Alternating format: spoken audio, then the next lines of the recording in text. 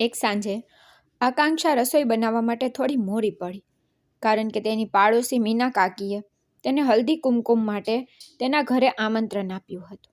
તેથી ત્યાંથી પાછા ફર્યા પછી તે રસોડામાં વ્યસ્ત થઈ ગઈ. પરંતુ આજે રસોઈ બનાવતી વખતે તેને થોડી અસ્વસ્થતા લાગતી હતી અને શાકભાજી અને મસાલાઓની ગંધ પણ તેને પરેશાન કરી રહી હતી. પછી અચાનક તેને ઉબકા આવવા લાગ્યા અને એવું લાગ્યું કે તેને ઉલટી થશે. તેથી તે ઝડપથી ઘરના પાછળના દરવાજા તરફ દોડી ગઈ અને તેને ખરેખર ઉલટી થઈ. પછી તે થોડી વાર ત્યાં બેઠી રહી. પછી રસોડામાંથી રોટલી બળવાની ગંધ આવી, કારણ કે આકાંક્ષાએ રોટલી તવા પર મૂકી હતી, પણ તે તેને ઉતારવાનું ભૂલી ગઈ હતી. તેથી તે તરત જ રસોડામાં દોડી ગઈ. ત્યાં સુધીમાં તવા પરની રોટલી ખૂબ બળી ગઈ હતી. તે જ સમયે તેની સાસુ લલિતા, જે આગળના દરવાજા પર બેઠી હતી, અંદર આવી અને કહ્યું, અરે આકાંક્ષા, તે શું કર્યું? તારું ધ્યાન ક્યાં છે? રોટલી બળી ગઈ છે ખરું ને? હવે જઈને આરામ કર. આ પર આકાંક્ષાએ થોડી ગભરાટથી કહ્યું, મમ્મી, મને થોડી ઉલટી આવી રહી હતી, તેથી હું પાછળના દરવાજે ગઈ હોવાથી ધ્યાન આપી શકી નહોતી. પછી તેની સાસુ લલિતાએ કહ્યું કે જો તને ઉબકા આવી રહ્યા હતા તો તારે રોટલી તવા પરથી ઉતારી લેવી જોઈતી હતી. તને શું થયું? શું તને ઉલટી થઈ? તો આકાંક્ષાએ શરમાતા કહ્યું, હા, મને ઉલટી થઈ ગઈ. આ પર આકાંક્ષાની સાસુ લલિતાએ હસતા હસતા કહ્યું, આકાંક્ષા, લાગે છે કે કોઈ સારા સમાચાર છે. આ પર આકાંક્ષાએ શરમાતા કહ્યું, ના, તમે પણ કંઈ વિચારવા લાગો છો. આ પર લલિતાએ કહ્યું, આકાંક્ષા, તું અહીં પલંગ પર બેસ અને આરામ કર, હું રોટલી બનાવીશ. આ કહીને તેણે આકાંક્ષાને પલંગ પર બેસાડી અને પોતે રસોડામાં ગઈ. અહીં આકાંક્ષાના મનમાં એક વિચિત્ર ખુશી જાગવા લાગી. પછી તે વિચારવા લાગી, શું ખરેખર સારા સમાચાર છે? શું એટલા માટે હું ઉલટી કરી રહી હતી? હવે તેના મનમાં ઘણા બધા પ્રશ્નો અને અપાર ખુશી ઉદ્ભવવા લાગી. ત્યાં સુધીમાં તેની સાસુ લલિતા બાકીની રોટલી બનાવીને આકાંક્ષા પાસે આવી અને કહ્યું, આકાંક્ષા, કાલે સવારે તને હોસ્પિટલ લઈ જઈએ. હું નિખિલને કહીશ. નિખિલ આકાંક્ષાનો પતિ હતો. તે સમયે તે બહાર ગયો હતો. તેથી આકાંક્ષા વિચારવા લાગી કે જ્યારે નિખિલને આ વાતની ખબર પડશે ત્યારે તે શું કહેશે. આ વિચારીને તેના મનમાં વિવિધ વિચારો આવવા લાગ્યા. પછી સાંજે જ્યારે નિખિલ ઘરે પાછો ફર્યો ત્યારે આકાંક્ષાએ પોતે તેને આ વાત કહી. પછી નિખિલ આ સાંભળીને ખૂબ ખુશ થઈ ગયો. પછી ત્રણેય સાથે જમ્યા અને સૂઈ ગયા. બીજા દિવસે સવારે લલિતાએ નિખિલને કહ્યું કે દીકરા, તું આકાંક્ષાને હોસ્પિટલ લઈ જા. પછી સવારે 10 વાગ્યે નિખિલ અને આકાંક્ષા હોસ્પિટલ જવા માટે નીકળી ગયા. પછી ત્યાં કેટલાક પરીક્ષણો અને તપાસ કરવામાં આવી. પછી ખાતરી થઈ કે આકાંક્ષા ખરેખર ગર્ભવતી છે. પછી બપોરે 2 વાગ્યે તેઓ ઘરે પાછા ફર્યા. પછી આકાંક્ષાની નાની પુત્રી અનન્યા, જે ફક્ત 3 વર્ષની હતી, તે આંગણવાડીથી ઘરે આવી ગઈ હતી.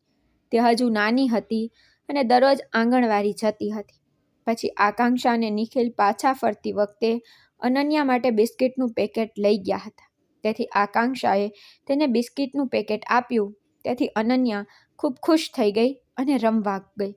એટલામાં તેની સાસુ લલિતા આકાંક્ષા પાસે આવી અને કહ્યું, મને કે આકાંક્ષા, મેં જે કહ્યું તે સાચું હતું ને? પછી આકાંક્ષા એ શરમાઈને કહ્યું, હા માજી. પછી લલિતાએ પૂછ્યું, મને કે શું ડૉક્ટરે તપાસ કરી કે બાળક છોકરો છે કે છોકરી? આ ખૂબ જ મહત્વપૂર્ણ છે. તે સમયે નિખિલ હાથ પગ ધોવા બાથરૂમમાં ગયો હતો. પછી આકાંક્ષાએ કહ્યું, માજી, તે આ કેવી રીતે તપાસ છે? ડૉક્ટરો આ નથી કહેતા. આ પર લલિતાએ થોડી ગંભીરતાથી કહ્યું, આકાંક્ષા, તારે તેની તપાસ કરાવી જ જોઈએ. બાળક છોકરો છે કે છોકરી, આ જાણવું ખૂબ જ મહત્વપૂર્ણ છે, કારણ કે તારી પાસે પહેલેથી જ એક દીકરી છે અને હવે તને બીજી દીકરી નથી જોઈતી. એટલા માટે જ નિખિલ બાથરૂમમાંથી બહાર આવ્યો અને કહ્યું, શું થયું મમ્મી? તું શું કહી રહી હતી? તો લલિતાએ તેના દીકરાને કહ્યું, અરે નિખિલ દીકરા, તું વહુને હોસ્પિટલ લઈ ગયો હતો, તે જોયું નહીં કે બાળક છોકરો છે કે છોકરી? આ પર નિખિલે જવાબ આપ્યો, મમ્મી, હવે ડૉક્ટરો આ નથી કહેતા. તો લલિતાએ થોડી ચીડ સાથે કહ્યું, પણ દીકરા, જો ફરીથી છોકરી થાય તો સારું નહીં થાય, કારણ કે હવે મને ફક્ત છોકરો જોઈએ છે. એટલા માટે હું ખાતરીપૂર્વક કહી રહી છું કે મને ફક્ત છોકરો જોઈએ છે. આ પણ નિખિલે હસતા હસતા કહ્યું, મમ્મી, હું તને ખાતરીપૂર્વક કેવી રીતે કહી શકું? હું કોઈ ભગવાન નથી કે હું આકાંક્ષાના પેટમાં જઈને જોઈ શકું કે બાળક છોકરો છે કે છોકરી. આ પણ લલિતાએ ગંભીર સ્વરમાં કહ્યું કે હું ફરીથી કહી રહી છું, નિખિલ દીકરા, જો આ બાળક છોકરી છે તો તમારે તપાસ કરવી જોઈએ.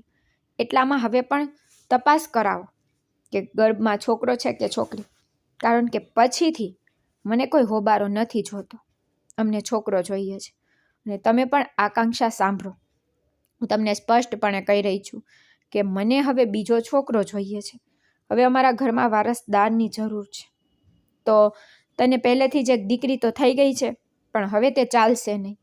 આ કહેતી વખતે લલિતાનો સ્વર અને વર્તન અચાનક બદલાઈ ગયું. પછી આકાંક્ષાએ થોડા ડર સાથે કહ્યું, માજી, તે મારા હાથમાં નથી. આનો જવાબ લલિતાએ તીક્ષ્ણ સ્વરમાં આપ્યો. હા, હું સ્વીકારું છું કે તે તારા હાથમાં નથી, પણ જો આ ગર્ભાવસ્થા છોકરીની છે તો અમે ગર્ભપાત કરાવવા માટે તૈયાર છીએ. સમજાયું? આનો જવાબ આકાંક્ષાએ આશ્ચર્ય સાથે આપ્યો. માજી, તમે આ કેવી રીતે કહી શકો? પછી લલિતાએ કડકાઈથી કહ્યું, હું જે કહું છું તે સત્ય છે.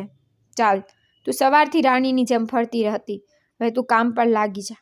પછી તેની સાસુના કઠોર શબ્દો સાંભળીને આકાંક્ષા ફરીથી વિચાર કરવા લાગી. કામમાં વ્યસ્ત. પહેલાં તેણે રસોડું સાફ કર્યું અને પછી ભોજન રાંધ્યું અને નિખિલ અને તેની સાસુ લલિતાને પીરસ્યું. પછી તે પણ તેમની સાથે બેસીને ખાવા માંગતી હતી, પરંતુ તેની સાસુએ કંઈ કહ્યું નહીં. તેથી તેણે શાંતિથી ભોજન પીરસ્યું અને રસોડામાં પાછી ફરી. પછી તે જમ્યા પછી તેણે વાસણો ઉપાડ્યા અને ધોયા અને બાજુ પર રાખ્યા. અહીં લલિતાએ ફરીથી તેના દીકરા નિખિલને કહ્યું, દીકરા, સારું થયું કે તું આજે ઘરે છે. હવે એક કામ કર, ફરીથી હોસ્પિટલ જા અને આકાંક્ષાની ગર્ભાવસ્થા તપાસ કરાવ અને જાણ કે તે છોકરો છે કે છોકરી. જો છોકરી છે તો ગર્ભપાત વિશે ડૉક્ટર સાથે વાત કર. આ પણ નિખિલે કહ્યું, ઠીક છે મમ્મી, ગમે તેમ મને બીજો છોકરો જોઈએ છે. પછી તેણે જઈને આકાંક્ષાને કહ્યું, આકાંક્ષા, તૈયાર થઈ જા, આપણે હોસ્પિટલ જવું પડશે. પછી આકાંક્ષાનો ખોરાક હજુ બાકી હતો, પણ નિખિલે તેની પરવા કરી નહીં. તેથી આકાંક્ષા ખાધા વગર તેની સાથે હોસ્પિટલ જવા નીકળી ગઈ. હોસ્પિટલ પહોંચ્યા પછી નિખિલે ડૉક્ટર પાસે જઈને કહ્યું કે ડૉક્ટર સાહેબ, અમારે તપાસ કરવી પડશે કે ગર્ભમાં છોકરો છે કે છોકરી. તો ડૉક્ટરે કડકાઈથી કહ્યું કે જુઓ, બહાર એક બોર્ડ છે, તમે વાંચ્યું નથી? તે સરકારી નિયમમાં છે. ગર્ભમાં છોકરો કે છોકરી તે અમે અહીં કહી શકતા નથી. આ પર નિખિલે કહ્યું, ડૉક્ટર સાહેબ, અમે તમને ગમે તેટલા પૈસા આપવા તૈયાર છીએ. આ પર ડૉક્ટરે ગુસ્સામાં જવાબ આપ્યો કે તમે ગમે તેટલા પૈસા આપો તો પણ આ કામ થશે નહીં. જો તમે વધારે બોલ્યા તો મારે પોલીસને બોલાવી પડશે. સમજાયું? પોલીસનું નામ સાંભળીને નિખિલ ચૂપ થઈ ગયો. પછી બંને ઘરે પાછા ફર્યા. ઘરે પહોંચ્યા પછી નિખિલે તેની મા લલિતાને આખી વાત કહી. તો લલિતા ગુસ્સે થઈ ગઈ. પછી તે ગુસ્સે થઈ ગઈને કહ્યું, આ શું બકવાસ છે? પછી આકાંક્ષા ચૂપચાપ પાછળના દરવાજે કામ પર ગઈ. પછી લલિતાએ તેની બહેન શાંતાને ફોન કરીને બધું કહ્યું. પછી શાંતાએ તરત જ સૂચન કર્યું કે કેરળામાં એક એવી જગ્યા છે જ્યાં ગર્ભાવસ્થા પરીક્ષણ કરવામાં આવે છે. હા, પણ ત્યાં થોડા વધુ પૈસા ખર્ચ થાય છે. લલિતા તરત જ આ વાતે માટે સંમત થઈ ગઈ અને આકાંક્ષાને નિખિલને ફોન કરીને કહ્યું, સાંભળો, કાલે તમારે બંને ગર્ભાવસ્થા પરીક્ષણ કરાવવા માટે કેરળા જવું પડશે. પછી બીજા દિવસે આકાંક્ષા અને નિખિલ કેરળા ગયા. પછી ત્યાં ગર્ભાવસ્થા પરીક્ષણ કરવામાં આવ્યું અને કમનસીબે ખબર પડી કે ગર્ભમાં એક છોકરી છે. પછી ઘરે પાછા ફરતાની સાથે જ આકાંક્ષાની સાસુ લલિતાનો ગુસ્સો 7મા આસમાને પહોંચી ગયો. તે આકાંક્ષા પર બૂમો પાડવા લાગી. હવે તે એક પણ શબ્દ બરાબર બોલી રહી નહોતી. આ પછી દરરોજ સવારે અને સાંજે તે ટોણા મારતી અને ઝઘડતી. પછી એક દિવસ લલિતા અને નિખિલે સાથે મળીને નક્કી કર્યું કે જો આકાંક્ષાને ગર્ભમાં છોકરી હોય તો ગર્ભપાત કરાવવો પડશે. પછી તેઓએ આકાંક્ષા પર દબાણ કરવાનું શરૂ કર્યું, પરંતુ આકાંક્ષા વારંવાર ના પાડતી રહી. અંતે તેણીએ ગર્ભપાત કરાવવાનો સ્પષ્ટ ઇનકાર કર્યો. આ પછી લલિતાએ અને નિખિલે આકાંક્ષાનું જીવન મુશ્કેલ બનાવી દીધું. જે પછી દિવસનો 1 મિનિટ પણ શાંતિથી પસાર થયો નહીં. અસહ્ય ટોણા, ઝઘડા અને દબાણ. અંતે લલિતા અને નિખિલે સ્પષ્ટ કહ્યું કે જો તમે ગર્ભપાત નહીં કરાવો તો તમે આ ઘરમાં રહી શકશો નહીં. અહીંથી ચાલ્યા જાઓ. આ સાંભળીને આકાંક્ષાએ વિનંતી કરવાનું શરૂ કર્યું. પછી તે તેમના પગે પડી ગઈ, પરંતુ પછી પણ તેનો કોઈ ફાયદો થયો નહીં. અંતે તેણીએ હાર માની લીધી અને ગર્ભપાત માટે સંમત થઈ ગઈ. પરંતુ પછી તેની સાસુ લલિતાએ કહ્યું કે હવે નહીં, કારણ કે હવે તમે આ ઘરમાં રહી શકતા નથી. હવે હું નિખિલ માટે બીજી છોકરી શોધીશ જે અમારા ઘરને વારસદાર આપી શકે, કારણ કે તમે આ તો કરી શકતા નથી. હવે આ તમારી બીજી છોકરીની ગર્ભાવસ્થા છે. જો ત્રીજી છોકરી પણ છોકરી હોય તો દર વખતે ગર્ભપાત માટે પૈસા ક્યાંથી લાવીશ? અને જો તે ફરીથી ગર્ભધારણ નહીં કર તો તમારી દીકરીનો બોજ કોણ ઉઠાવશે? આ વાત પર આકાંક્ષા રડી પડી અને કહ્યું, માં, મને કહો કે હવે હું ક્યાં જાઉં? ત્યારે તેની સાસુ લલિતા અને તેના પતિ નિખિલે ઠંડા સ્વરમાં જવાબ આપ્યો, અમને ખબર નથી. તમે તમારા માના ઘરે જાઓ કે બીજે ક્યાંય, પણ હવે તમે આ ઘરમાં રહી શકતા નથી. પછી આકાંક્ષાએ તેની વાત સાંભળી નહીં. તેણે શાંતિથી મનમાં નક્કી કર્યું કે તે ગર્ભપાત કરાવશે નહીં કે ઘર છોડશે નહીં. આ પછી આકાંક્ષાએ લલિતા અને નિખિલની વાત પર કોઈ ધ્યાન આપ્યું નહીં અને શાંતિથી ઘરના કામમાં વ્યસ્ત થઈ ગઈ. હવે 7-8 દિવસ વીતી ગયા તો એક દિવસ નિખિલે કહ્યું કે આકાંક્ષા, ચાલો માસીના ઘરે જઈએ. ત્યાં એક નાનો કાર્યક્રમ છે, તેથી માસીએ અમને આમંત્રણ આપ્યું છે. આ વાત પર આકાંક્ષા ખુશીથી તેના પતિ નિખિલ સાથે જવા માટે સંમત થઈ ગઈ. બંને સવારે વહેલા તૈયાર થઈને શાંતાના ઘરે જવા નીકળી ગયા. પછી રેલવે સ્ટેશન પહોંચ્યા પછી નિખિલે કહ્યું કે તું અહીં રાહ જો, હું ટિકિટ લઈ આવું છું. પછી તે ટિકિટ લેવા ગયો અને આકાંક્ષા તેની પુત્રી અનન્યા અને સામાનની થેલી સાથે સ્ટેશન પર તેની રાહ જોવા લાગી. પછી રાહ જોતા 1 કલાક વીતી ગયો, પણ નિખિલ પાછો ન ફર્યો. તેથી આકાંક્ષા તેની પુત્રી અનન્યા સાથે ટિકિટ કાઉન્ટર પર તેને શોધવા ગઈ, પણ નિખિલ ત્યાં નહોતો. પછી તેણે આમ તેમ જોયું, પણ તે ક્યાં મળ્યો નહીં. નિરાશ થઈને આકાંક્ષા બેન્ચ પર બેઠી. પછી અનન્યા પણ તેની સાથે હતી. પછી એક મહિલા તેની પાસે બેઠી હતી. તેથી આકાંક્ષાએ તેને વિનંતી કરી કે મેડમ, હું મારા પતિને 2 મિનિટ માટે ફોન કરવા માંગુ છું. શું તમે મને તમારો મોબાઈલ આપી શકો છો? પછી તે મહિલાએ આકાંક્ષાને મદદ કરી અને તેનો ફોન આપ્યો. પછી આકાંક્ષાએ નિખિલને ફોન કર્યો. પછી જ્યારે તેણે ફોન ઉપાડ્યો ત્યારે આકાંક્ષાએ કહ્યું કે નિખિલ, હું બોલી રહી છું. આકાંક્ષા, તમે ક્યાં છો? હું તમારી રાહ જોઈ રહી છું. આનો નિખિલે ઠંડા સ્વરમાં જવાબ આપ્યો, આકાંક્ષા, મેં અને મમ્મીએ તને કેટલી વાર કહ્યું કે તારી આ દીકરીનો બોજ લઈને ઘર છોડી દે, પણ તું સાંભળતી નથી. એટલે જ મારે તને રેલવે સ્ટેશન પર આ રીતે છોડીને જવું પડ્યું. તો હવે મારા ઘરે પાછી ના આવ. આકાંક્ષાએ રડતા રડતા પૂછ્યું, પણ મેં એવું શું કર્યું કે તમે મને રસ્તાની વચ્ચે આ રીતે છોડીને જઈ રહ્યા છો? તો નિખિલે કડકાઈથી કહ્યું, તું તારી ભૂલ સારી રીતે જાણે છે. મમ્મી અને મને ઘર માટે વારસદારની જરૂર છે, પણ તું વારંવાર છોકરીને જન્મ આપતી રહે છે અને કોઈનું સાંભળતી નથી. એટલે જ મમ્મીએ મારા માટે બીજી છોકરી શોધી કાઢી છે. તેથી હું તેની સાથે લગ્ન કરીશ. તો હવે મારા ઘરે ન આવ, અને જો તું આવું તો ખરાબ પરિણામો ભોગવવા પડશે. આટલું કહીને નિખિલે ફોન કાપી નાખ્યો. પછી આકાંક્ષાને કંઈ કહેવાનો મોકો પણ ન મળ્યો. પછી આકાંક્ષાએ તે મહિલાને ફોન પાછો આપ્યો અને બેન્ચ પર બેઠી અને રડવા લાગી. હવે તેને સમજાતું નહોતું કે હવે શું કરવું, ક્યાં જવું. પછી તેની દીકરી અનન્યા તેની બાજુમાં બેઠી હતી. પછી આકાંક્ષાએ તે માસૂમ ચહેરા તરફ જોયું, કારણ કે તે નાની છોકરીને ખબર નહોતી કે તેમની સાથે શું થઈ રહ્યું છે. પછી આકાંક્ષાએ એક હાથ તેના પેટ પર રાખ્યો જ્યાં તેનું બીજું બાળક મોટું થઈ રહ્યું હતું. પછી તે વિચારવા લાગી કે આ સ્થિતિમાં મારે ક્યાં જવું જોઈએ. મારા પતિએ મને આ રીતે લાચાર છોડી દીધી. પછી તેના મનમાં વિવિધ વિચારો આવવા લાગ્યા. તેની આંખોમાંથી આંસુ વહેવા લાગ્યા. પછી નજીકમાં બેઠેલી મહિલાએ પૂછ્યું કે દીકરી, શું થયું? પણ આકાંક્ષાએ પ્રશ્ન ટાળ્યો અને કહ્યું, કંઈ નહીં, મને ફક્ત મારી માનું ઘર યાદ આવે છે. તેથી જ મારી આંખોમાં આંસુ આવી ગયા. પછી થોડીવાર પછી તે મહિલાની ટ્રેન આવી અને તે ચાલી ગઈ. પણ આકાંક્ષા એ જ સ્ટેશનના બેન્ચ પર બેસીને વિચારતી રહી કે હવે શું કરવું. એક ક્ષણ માટે તેને પોતાનું જીવન સમાપ્ત કરવાનું મન થયું, પણ પછી અનન્યા તેની સાથે હતી. એટલે તેણે મનમાં નક્કી કર્યું કે જે કંઈ થશે તે જોવામાં આવશે, પણ હું ચોક્કસ નિખિલના ઘરે જઈશ. બપોરના 12 વાગ્યા હતા. અનન્યા સાથે આકાંક્ષા સીધી તેના ઘરે પહોંચી. નિખિલ અને લલિતા ઘરે હતા.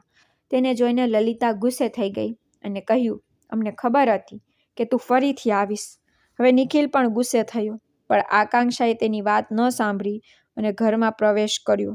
પણ પછી નિખિલે તેનો હાથ પકડીને તેને બહાર કાઢી. આકાંક્ષાએ વિનંતી કરી અને કહ્યું કે નિખિલ, મને ઘરમાંથી બહાર ન કાઢ. હું તું જે કે તે કરવા તૈયાર છું. તું ગર્ભપાત કરાવવા માંગે છે, ખરું ને? ઠીક છે, હું તૈયાર છું. પણ નિખિલે તેની વાત ન સાંભળી. પછી લલિતાએ કડકાઈથી કહ્યું, સાંભળ આકાંક્ષા, તું આ ગર્ભાવસ્થાનો ગર્ભપાત કરાવીશ અને જો ત્રીજી ગર્ભાવસ્થા પણ છોકરીની હોય તો હું શું કરીશ? એટલે જ તું હવે આ ઘરમાં રહી શકતી નથી.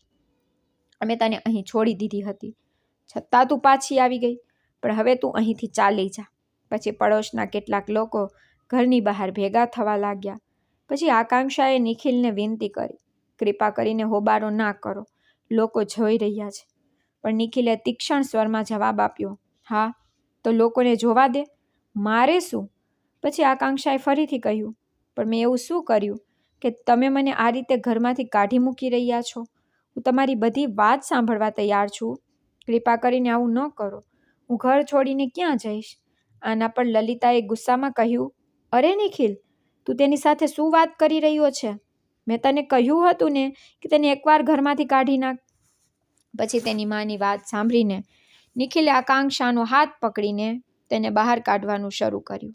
હવે તે બંને ઘરની બહાર હતા અને લલિતા દરવાજા પર ઊભી હતી. જોકે તેમનું નાટક જોવા માટે આસપાસના ઘણા લોકો ભેગા થઈ ગયા હતા, પણ નિખિલ અને લલિતા આકાંક્ષાને ઘરમાં પ્રવેશવા દેતા નહોતા. પછી મંજુ નામની પાડોશીએ લલિતાને પૂછ્યું, અરે બહેન, શું થઈ રહ્યું છે? તું તેને ઘરની બહાર કેમ કાઢી રહી છે? ત્યારે લલિતાએ ગુસ્સામાં જવાબ આપ્યો, તેના પેટમાં એક બાળક છે, પણ આ બાળક મારા નિખિલનું નથી. આ સાંભળીને આકાંક્ષાના પગ નીચેથી જમીન સળગી ગઈ. તેણે રડતા રડતા કહ્યું, માજી, તમે આવું કેવી રીતે કહી શકો? કૃપા કરીને આવું ન બોલો.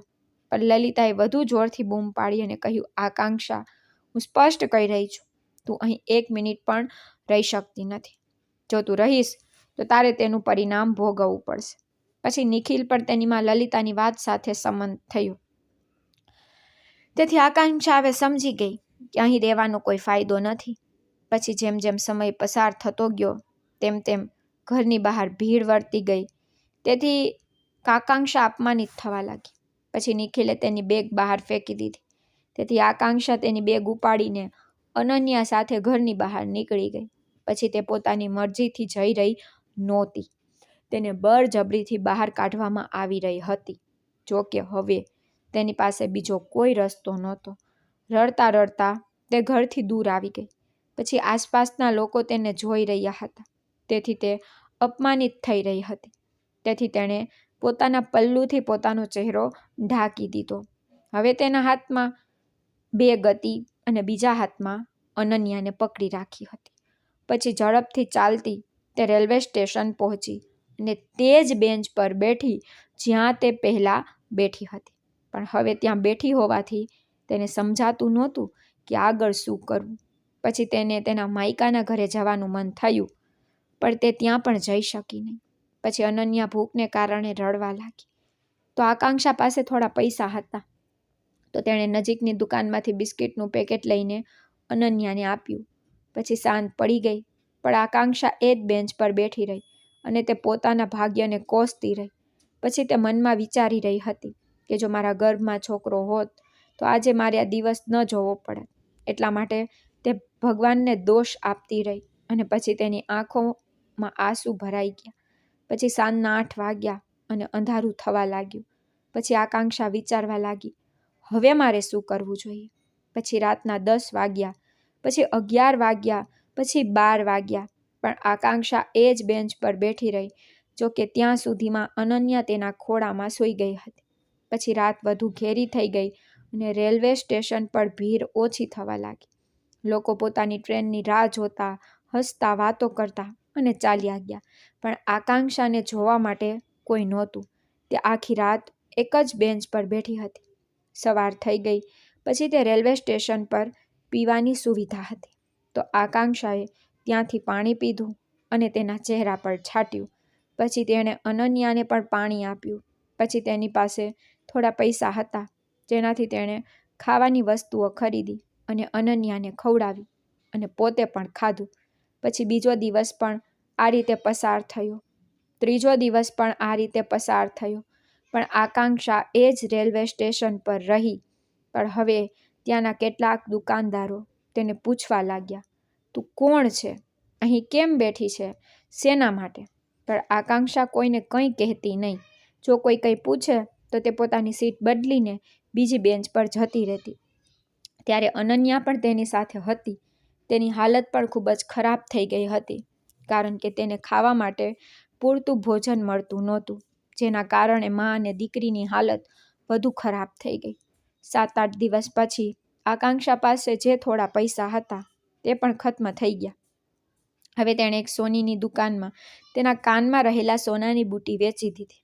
પછી તેને તેમાંથી થોડા પૈસા મળ્યા, જેનાથી તે ખાવાની વસ્તુઓ ખરીદતી રહી અને તે જ રેલવે સ્ટેશન પર પોતાનો દિવસ પસાર કરવા લાગી. પરંતુ ટૂંક સમયમાં તે પૈસા પણ ખતમ થઈ ગયા. તેથી હવે હાલત એટલી ખરાબ થઈ ગઈ કે તેને ખાલી પેટે સૂવું પડ્યું. હવે આકાંક્ષાના કપડાં પણ સંપૂર્ણપણે ગંદા અને ફાટેલા હતા, પણ તે એ જ બેન્ચ પર બેઠી રહી. એટલામાં એક અમીર દંપતી તેની પાસેથી પસાર થયા અને તેઓએ આકાંક્ષા તરફ જોયું. પછી કદાચ તેમને તેની હાલત પર દયા આવી હશે. પછી ખબર નથી શું થયું, પરંતુ તેઓએ આકાંક્ષાને થોડા પૈસા આપવાનું નક્કી કર્યું. પછી તેઓએ આકાંક્ષાને થોડા પૈસા આપ્યા. આકાંક્ષાએ તેમની તરફ જોયું અને એક ક્ષણ માટે વિચાર્યું કે તેઓ મને પૈસા કેમ આપી રહ્યા છે. પણ પછી વધારે વિચાર્યા વગર તેણે પૈસા લીધા. પછી તે અમીર દંપતીએ પૈસા આપ્યા અને આગળ વધી ગયા. પછી આકાંક્ષાએ પૈસા જોયા. તે 2 500 રૂપિયાની નોટો જોઈ. પછી તેણે આસપાસ જોયું, પણ કોઈ તેમના પર ધ્યાન આપતું નહોતું. બીજી બાજુ તે શ્રીમંત દંપતી તેનાથી દૂર જઈ રહ્યું હતું. તો તેમની પીઠ તરફ જોતા આકાંક્ષાને એક વિચાર આવ્યો, તેઓએ મને પૈસા કેમ આપ્યા? પછી તેણીએ તેની હાલત જોઈ. પછી તેણીને તેના ગંદા કપડાં, અવ્યવસ્થિત વાળ, અનન્યાની દયનીય હાલત સમજાઈ ગઈ. પછી તેને સમજાયું કે કદાચ આ લોકોને તેની હાલત પર દયા આવી હશે. પછી એક ક્ષણ માટે તેણીને લાગ્યું કે કદાચ આ લોકોએ તેને ભિખારી સમજી લીધી. આ વિચાર આવતાની સાથે જ તેને તેની હાલત વધુ ખરાબ લાગી. પરંતુ તે પૈસાએ તેના મનમાં કોઈ ખૂણામાં થોડી ખુશી પણ લાવી દીધી. પછી તેણીએ નક્કી કર્યું કે હવે તે આ ગંદા કપડાં ફેંકી દેશે અને નવા કપડાં પહેરીને ક્યાંક સ્નાન કરશે. અનન્યા નજીકમાં બેઠી હતી અને તેની હાલત પણ આકાંક્ષા જેવી જ હતી. તો આકાંક્ષા અનન્યાને સાથે લઈ ગઈ, પોતાની બેગ ઉપાડી અને નાહવા માટે જગ્યા શોધવા નીકળી. પછી તેણે રેલવે સ્ટેશનની બહાર નજર કરી, પણ પાણીની કોઈ સુવિધા ન મળી, ન તો તેને નાહવા માટે કોઈ જગ્યા મળી. પણ તે ચાલતી રહી અને રેલવે સ્ટેશનથી દૂર ગઈ. પછી તેને રસ્તામાં એક જૂનું ખંડેર ઘર દેખાયું. તેની નજીક પાણીથી ભરેલું એક મોટું પ્લાસ્ટિકની ટાંકી હતી. તેથી આકાંક્ષા ટાંકી પાસે ગઈ અને વિચારવા લાગી કે શું તેને અહીં સ્નાન કરવું જોઈએ. પછી તેણે આસપાસ જોયું, પણ એક રસ્તો હતો અને લોકો આવતા જતા હતા. તેથી તેને ત્યાં સ્નાન કરવામાં મુશ્કેલી પડી. છતાં તેણે મનમાં નક્કી કર્યું કે જે કંઈ થશે તે જોવાઈ જશે. આ વિચારીને તે ટાંકી પાસે ઊભી રહી અને પોતાના પર પાણી રેડવા લાગી. પછી તેણે ટાંકીમાં હાથ નાખ્યો અને સદભાગ્યે તેને એક પ્યાલો મળ્યો. તો પ્યાલો પાણીથી ભર્યા પછી તે તેના માથા પર રેડવા જતી જ હતી ત્યારે કોઈએ જોરથી બૂમ પાડી, અરે ત્યાં કોણ છે? શું તે સ્ત્રી છે? પછી એક વૃદ્ધ સ્ત્રી જોરથી બૂમ પાડી રહી હતી. તો તેનો અવાજ સાંભળીને આકાંક્ષા ડરી ગઈ અને ત્યાંથી ભાગી ગઈ. અને રેલવે સ્ટેશન તરફ પાછી ચાલવા લાગી. પછી રસ્તામાં તેણે એક ભિખારી જોયો જે જમીન પર બેઠો હતો. તેના કપડાં ફાટેલા હતા, પણ ત્યાંથી પસાર થતા લોકો તેને પૈસા આપીને આગળ વધી રહ્યા હતા. પછી આકાંક્ષાએ એકવાર તેની તરફ જોયું. પછી જ્યારે તેણે તેની હાલત જોઈ ત્યારે તેના મનમાં એક નવો વિચાર આવ્યો. પછી તે રેલવે સ્ટેશનની નજીક ગઈ અને સ્ટેશનની બહાર માટી પર જમીન પર બેઠી, જેથી તે પસાર થતા લોકોને જોઈ શકે. અને પછી તેણે પોતાનો હાથ ફેલાવવા લાગી, જેથી લોકો તેને જોઈ શકે અને કેટલાક લોકો તેના હાથમાં પૈસા મૂકે. જોકે તેને આ વાત આશ્ચર્યજનક લાગી, કારણ કે લોકો તેને ભિખારી સમજી રહ્યા હતા અને તેથી તો પૈસા આપી રહ્યા હતા. પછી થોડી જ વારમાં તેણે 300 રૂપિયા ભેગા કર્યા. તેથી આ પૈસા જોઈને તેને થોડી રાહત થઈ. પછી તેણે થોડા પૈસાથી ખાવાની વસ્તુઓ ખરીદી અને અનન્યાને ખવડાવી અને પોતે પણ ખાધી. પછી રાત્રે તે રેલવે સ્ટેશનની બેન્ચ પર જઈને સૂઈ ગઈ. પરંતુ અચાનક તેના પેટમાં ભારે દુખાવો થવા લાગ્યો. તેને લાગ્યું કે કંઈક ખોટું થઈ રહ્યું છે. તેથી તે ઝડપથી અનન્યાને મહિલા શૌચાલયમાં લઈ ગઈ. ત્યાં તેણે પોતાની સારી તપાસી અને જે જોયું તેનાથી તે સદબદ થઈ ગઈ, કારણ કે તેનું લોહી વહેતું હતું. એટલે કે તણાવ, ભૂખ અને ખરાબ ખાવાની આદતોને કારણે તેનું ગર્ભપાત થઈ ગયું હતું. હવે તેની હાલત વધુ ખરાબ થઈ ગઈ. તે ખૂબ જ નબળી, થાકેલી હતી. એવું લાગતું તેના શરીરમાં કોઈ જીવ બચ્યો નથી. રેલવે સ્ટેશન પર એક મોટી ઘડિયાળ હતી. તેણે જોયું તો રાતના 8 વાગ્યા હતા. પછી તે અનન્યાને લઈને રેલવે સ્ટેશનની બહાર આવી. નજીકમાં મેડિકલ સ્ટોર હતો. તે ત્યાં ગઈ અને દુકાનદારને તેની હાલત વિશે કહ્યું. તો દુકાનદારે તેને કેટલીક દવાઓ આપી અને કહ્યું કે આ લેતા પહેલાં કંઈક ખાઈ લેજો, તમને આનેથી રાહત મળશે. પછી આકાંક્ષાએ દવાઓ લીધી અને નજીકની દુકાનમાંથી બિસ્કિટનું પેકેટ લીધું અને બેન્ચ પર જઈને બેઠી. પછી તેણે બિસ્કિટ ખાધા, થોડું પાણી પીધું અને દવાઓ લીધી. હવે તેણીએ મન બનાવી લીધું હતું કે તેનું બાળક તો ગયું, પણ તેની આંખોમાં આંસુ નહોતા. હવે જાણે તેનું હૃદય પથ્થર જેવું થઈ ગયું હોય તેવું લાગતું હતું.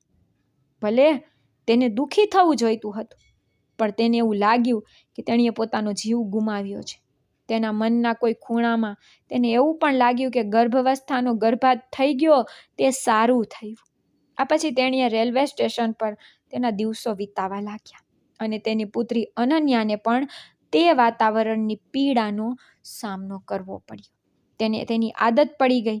રેલવે સ્ટેશનની આસપાસ 4-5 લોકો હતા, જેઓ ત્યાં જ સૂતા અને ગુજરાન ચલાવવા માટે ભીખ માંગતા. એક દિવસ સાંજે 7 વાગ્યે 2 પોલીસકર્મી રેલવે સ્ટેશન પર આવ્યા. તેઓ ત્યાં સૂતા લોકોને દૂર કરવાનું શરૂ કર્યું. પછી તેઓએ આકાંક્ષાને પણ જગાડી અને કહ્યું કે તું અહીં રહી શકતી નથી, તેથી અહીંથી નીકળી જા. તેથી આકાંક્ષા અનન્યાને લઈને રેલવે સ્ટેશનની બહાર એક ઝાડ નીચે ગઈ. પછી થોડા સમય પછી પોલીસ કર્મીઓ ત્યાંથી ચાલ્યા ગયા અને તે રેલવે સ્ટેશન પર પાછી આવી અને બેઠી. આ પછી દરરોજ આવું થવા લાગ્યું. પોલીસ કર્મીઓ દરરોજ આવતા અને બધાને દૂર કરતા અને આકાંક્ષા થોડા સમય માટે અનન્યા સાથે બહાર જતી. પછી તે પાછી આવીને એ જ બેન્ચ પર બેસતી. એક દિવસ એક પોલીસ કર્મી આવ્યો અને તેને પૂછ્યું, તું અહીં રોજ કેમ બેસે છે? તારું ઘર નથી અને આ કોનું બાળક છે? આકાંક્ષાએ પોલીસ કર્મીને જવાબ આપ્યો, હા સાહેબ, આ મારી દીકરી અનન્યા છે. પછી તેણે પોલીસ કર્મીને પોતાની આખી વાત કહી. તેની વાત સાંભળ્યા પછી પોલીસ કર્મીને તેની હાલત પર ખૂબ જ દયા આવી. તેણે કહ્યું, મારું નામ રાજેશ છે. હું કાલે સવારે ફરી આવીશ અને તમને આશ્રમમાં લઈ જઈશ. ત્યાં તમારા રહેવા અને ખાવાની બધી વ્યવસ્થા કરવામાં આવશે. પછી ઇન્સ્પેક્ટર રાજેશની વાત સાંભળીને આકાંક્ષાના મનને થોડી રાહત થઈ. તે ખુશ થઈ ગઈ અને રાજેશ ત્યાંથી ચાલ્યો ગયો. બીજા દિવસે સવારે તે ફરી આવ્યો. તે આકાંક્ષા અને અનન્યાને પોતાની સાથે લઈ ગયો અને રિક્ષામાં બેઠો અને રેલવે સ્ટેશનથી થોડા કિલોમીટર દૂર એક આશ્રમમાં પહોંચ્યો. આશ્રમ પહોંચ્યા પછી રાજેશે ત્યાંના કર્મચારીઓ સાથે વાત કરી. પછી આશ્રમનો એક મુખ્ય કર્મચારી તેની પાસે આવ્યો. પછી રાજેશે તેને આકાંક્ષા વિશે બધું કહ્યું. તો તે કર્મચારીએ કહ્યું, સાહેબ, અમે આ મહિલાને અહીં રાખી શકતા નથી, કારણ કે અમારી પાસે અત્યારે જગ્યા નથી અને આશ્રમનો માલિક પણ બહાર ગયો છે, તો અમને માફ કરો, અમે તેને અહીં લઈ શકતા નથી. ત્યારે રાજેશ સાદા કપડામાં હતો અને તેણે કર્મચારીને કહ્યું કે નહીં, કે તે પોલીસમેન છે. કદાચ જો તેણે આ કહ્યું હોત તો કર્મચારીએ ના પાડી ન હોત, પરંતુ તેણે એવું ન કર્યું. પરંતુ થોડા સમય પછી રાજેશ પણ નિરાશ થઈ ગયો અને આકાંક્ષાનું મન દુઃખી થઈ ગયું. તે તૂટી ગઈ. પછી બંને અનન્યા અને આકાંક્ષાનું બેગ લઈને આશ્રમમાંથી બહાર આવ્યા. પછી આકાંક્ષાએ રાજેશને કહ્યું, તેણીએ કહ્યું, સાહેબ, હું તમારી ખૂબ આભારી છું. તમે મારા માટે ખૂબ પ્રયત્ન કર્યો, પણ કોઈ વાંધો નથી. હું રેલવે સ્ટેશન પાછી જઈશ. હું થોડા પૈસા ભેગા કરીશ અને પછી ક્યાંક ઘર ભાડે લઈશ અને કંઈક કામ શોધીશ. આ પર રાજેશે કહ્યું, ના, તમારે હવે રેલવે સ્ટેશન પર પાછા જવાની જરૂર નથી. એક કામ કરો, થોડા દિવસ માટે મારા ઘરે આવો. તે પછી જ્યારે તમારી વ્યવસ્થા થઈ જાય ત્યારે તમે ત્યાંથી જઈ શકો છો. તે ઇન્સ્પેક્ટરની વાત સાંભળીને આકાંક્ષા થોડી આશ્ચર્યચકિત થઈ ગઈ, પણ રાજેશે આગળ કહ્યું, ઠીક છે, જેમ તમારી ઈચ્છા. હું તમને દબાણ નહીં કરું. જો તમે મારી સાથે આવવા માંગતા હો તો ઠીક છે, નહીંતર તમે રેલવે સ્ટેશન પાછા જઈ શકો છો. પછી આકાંક્ષાએ તેની વાત પર ધ્યાન આપ્યું અને તે ઇન્સ્પેક્ટર રાજેશની વાતથી સંમત થઈ ગઈ. તેથી તેણે કહ્યું, ઠીક છે સાહેબ, જો તમે કહો છો તો હું તમારી સાથે તમારા ઘરે જવા તૈયાર છું. પછી આકાંક્ષા અનન્યાને સાથે લઈ ગઈ અને તેની સાથે રાજેશના ઘરે ગઈ. રાજેશનું ઘર ગ્રાઉન્ડ ફ્લોર પર હતું અને ખૂબ જ વૈભવી હતું. ઘરમાં પ્રવેશતાની સાથે જ તેણે આકાંક્ષાને પાણી આપ્યું અને કહ્યું કે તમે અનન્યા સ્નાન કરો. પછી આકાંક્ષાએ ઘણા મહિનાઓ પછી બરાબર સ્નાન કર્યું. તેણીએ સ્નાન કર્યું. પછી તેણીએ એક સ્વચ્છ સાડી પહેરી. તેણીએ અનન્યાને પણ નવડાવી. પછી રાજેશે તેમને ભોજન આપ્યું. ભોજન કર્યા પછી આકાંક્ષાના મનમાં એક પ્રશ્ન ઊભો થયો કે શું રાજેશ આટલા મોટા ઘરમાં એકલો રહે છે? તો તેણે પૂછ્યું, સર, શું આ ઘરમાં બીજું કોઈ રહેતું નથી? તો આ વાતે રાજેશના ચહેરા પર હળવું સ્મિત લાવી દીધું. તેણે કહ્યું, ના, હું અહીં એકલો રહું છું. આના પર આકાંક્ષાએ ફરીથી પૂછ્યું, તમારો પરિવાર ક્યાં છે સર? તો રાજેશે જવાબ આપ્યો, મારો પરિવાર ગામમાં રહે છે. પછી આકાંક્ષાએ થોડો ખચકાટ સાથે કહ્યું, સર, મને માફ કરજો, પણ હું તમારા ઘરમાં આ રીતે રહી શકતી નથી. પછી રાજેશે શાંતિથી કહ્યું, ઠીક છે, પણ જો તમે તમારું જીવન બદલવા માંગતા હો તો મારા પર વિશ્વાસ કરો. મારો મતલબ એ નથી કે તમારે હંમેશા મારા ઘરમાં રહેવું. આગળ રાજેશે કહ્યું, તમે થોડા સમય માટે અહીં રહો. થોડા દિવસો પછી તમારા માટે કોઈ કામ શોધો. પછી જ્યારે તમારી પાસે રહેવા માટે જગ્યા હોય અથવા ભાડાનો ઓરડો મળે ત્યારે અહીંથી ચાલ્યા જાઓ. ત્યાં સુધી મારા ઘરે રહેવામાં કોઈ સમસ્યા નથી. પછી ફરીથી આકાંક્ષાએ રાજેશની વાત માની લીધી. જ્યારે તેણીએ રાજેશની વાત સાંભળી ત્યારે તેને સાચી લાગી અને કહ્યું, ઠીક છે સાહેબ, હું થોડા દિવસ તમારા ઘરે રહીશ. આ રીતે આકાંક્ષા રાજેશના ઘરે રહેવા લાગી. રાજેશે તેને અને અનન્યાને રહેવા માટે એક ઓરડો આપ્યો. આ પછી આકાંક્ષા ઘરના બધા કામ સંભાળતી. ઘરમાં રસોડું હતું, પણ રાજેશે પહેલાં ભોજન બનાવ્યું નહોતું. હવે આકાંક્ષાના આગમન સાથે ઘરમાં સવાર સાંજ ભોજન બનવા લાગ્યું. રાજેશે આકાંક્ષા અને અનન્યાને રાત્રે સૂવા માટે એક અલગ રૂમ પણ આપ્યો હતો. આકાંક્ષા અને અનન્યા તે રૂમમાં રહેતા હતા. હવે આકાંક્ષાને રાજેશના ઘરે રહેતા 10 દિવસ થઈ ગયા. રાજેશનો સ્વભાવ ખૂબ સારો હતો, પણ તે કોઈ મોટો પોલીસ અધિકારી નહોતો કે ઇન્સ્પેક્ટર નહોતો, બલકે તે કોન્સ્ટેબલ હતો. તેની પત્ની ગામમાં રહેતી હતી અને તે તેની સાથે વાતો કરતો રહેતો. ક્યારેક ફોન પર તેની સાથે વાત કરતો. રાજેશની ડ્યુટી દિવસ દરમિયાન હતી, તેથી તે સાંજે ઘરે પાછો ફરતો. ત્યાં સુધીમાં આકાંક્ષા ભોજન બનાવતી. પછી રાજેશ ઘરે આવીને ખાતો. પછી આકાંક્ષા અને અનન્યા ખાતા. આ પછી રાજેશ તેના રૂમમાં સૂઈ જતો અને આકાંક્ષા અનન્યા સાથે તેના રૂમમાં જતી. જોકે આકાંક્ષાને આ નવું વાતાવરણ બહુ વિચિત્ર લાગતું. છેલ્લા 3-4 મહિનાથી તે અને અનન્યા રેલવે સ્ટેશન પર રહી રહ્યા હતા. તેઓ સ્ટેશન પર સૂતા, ત્યાં રાત્રે મચ્છર કડકતા અને લોકો કંઈ પણ કહેતા, અને કેટલાક બદમાશ પ્રકારના લોકો તો તેમને ગંદી નજરે જોતા. પછી આકાંક્ષા જાણી જોઈને ફાટેલા જૂના કપડાં પહેરતી, તેથી કોઈ તેને ખોટા ઈરાદાથી ન જુએ. ત્યારે પણ કેટલાક પુરુષો તેને જોતા હતા. જોકે તે આ બધું અવગણતી, પણ હવે રાજેશે તેને અને અનન્યાને પોતાના ઘરમાં સ્થાન આપ્યું હતું. તેથી તે આકાંક્ષાના જીવનમાં દેવદૂતની જેમ આવ્યો. ત્યારે પણ એક વાત આકાંક્ષાને પરેશાન કરતી હતી કે આ તેનું પોતાનું જીવન નથી, તેથી તેણે કંઈક કરવું પડશે, કોઈ નોકરી કે નાનો ધંધો. પછી તે આખો દિવસ આ વિશે વિચારતી હતી. આમ તો રાજેશનું ઘર હંમેશા ખાવાની વસ્તુઓથી ભરેલું રહેતું. ક્યારેક તે બજારમાંથી ફળો લાવતો, પછી તે અનન્યાને ખૂબ પ્રેમથી ફળો આપતો અને તેની સાથે મૈત્રીપૂર્ણ રીતે વાત કરતો. પછી અનન્યા પણ તેની સાથે મૈત્રીપૂર્ણ બનવા લાગી. પછી ક્યારેક રાજેશ સાંજે અનન્યાને ફરવા લઈ જતો અને રસ્તામાં તે તેના માટે આઈસ્ક્રીમ ખરીદતો. એકવાર તે આકાંક્ષા માટે પણ આઈસ્ક્રીમ લાવ્યો હતો, પણ આકાંક્ષાએ જાણી જોઈને કહ્યું કે તેને આઈસ્ક્રીમ ગમતી નથી. કારણ કે પછી તે વિચારતી કે આખરે તે એક યુવતી છે અને રાજેશ પણ એક યુવાન છે, અને તેના મનમાં શું છે આ વાત તેને પરેશાન કરતી હતી. પણ રાજેશ તેને ખૂબ જ શિષ્ટ અને સરળ વ્યક્તિ લાગતો હતો. તેના શબ્દો અને વર્તનથી ખબર પડતી હતી કે તે બુદ્ધિશાળી અને સક્ષમ છે. તે સમયે આકાંક્ષાની બેગમાં ફક્ત 4 સાડીઓ હતી. તેમાંથી 2 ખૂબ જ ઘસાઈ ગઈ હતી.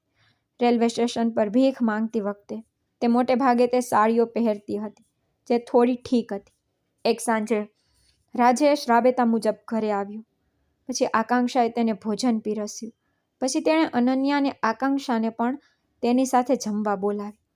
રાજેશે કહ્યું, આકાંક્ષા તું પણ બેસ. આના પર આકાંક્ષાએ કહ્યું, ના, તમે ખાઓ, હું પછી ખાઈ લઈશ. પણ રાજેશે આગ્રહ કર્યો અને કહ્યું, મારી સાથે જમો, મને સારું લાગશે, હું દરરોજ એકલો જ ખાઉં છું. પછી તેના આગ્રહ પર આકાંક્ષા તેની સામે બેઠી. તે દિવસે પહેલી વાર બંનેએ સાથે જમ્યું. જમતી વખતે રાજેશે કહ્યું, આકાંક્ષા કોઈ પણ વાતનું ટેન્શન ન લો, બિલકુલ ચિંતા ન કરો, આ ઘરને પોતાનું માનો, તમે ગમે ત્યાં સુધી અહીં રહી શકો છો. આકાંક્ષાએ જવાબ આપ્યો, ના સાહેબ, હું આ રીતે તમારા ઘરમાં બેસીને મારું પેટ ભરી શકતી નથી. પછી આકાંક્ષાએ રાજેશને કહ્યું કે સાહેબ, તમે મને અને અનન્યાને તમારા ઘરમાં જગ્યા આપી.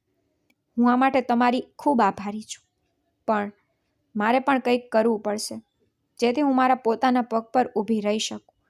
જો મને ક્યાંક નોકરી મળે તો ખૂબ સારું રહેશે. હું ધીમે ધીમે પૈસા બચાવીશ, પછી ભાડાની જગ્યા લઈશ, કારણ કે મને નથી લાગતું કે મારે તમારા ઘરમાં લાંબા સમય સુધી રહેવું જોઈએ.